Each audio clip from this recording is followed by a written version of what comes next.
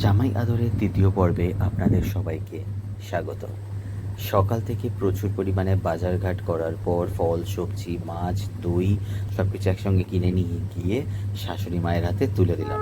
এরই মধ্যে চান করে এসে বরণ পর্ব শুরু হয়ে গেল। মা বরণ করছিল আমাকে এবং তারই মধ্যে কাকিমা, জেঠিমা, মা, আমার শালা, শালি, বোন সবাই যারা ছিল সবাই মিলে আয়োজন করে গুছিয়ে রেখেছিল যে নতুন জামাই বাড়িতে আসবে, প্রথম জামাই ষষ্ঠীতে তাকে কীভাবে বরণ করা যায়।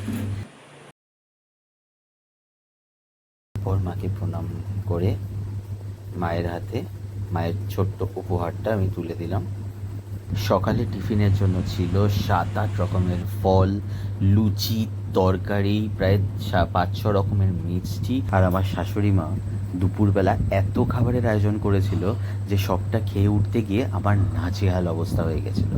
প্রথমবার জামাই ষষ্ঠীতে ধুতি পাঞ্জাবি পরে আসবো ভেবেছিলাম, কিন্তু এই 6 ঘন্টার লম্বা একটা জার্নির জন্য আর সেটা পেরে উঠলাম না।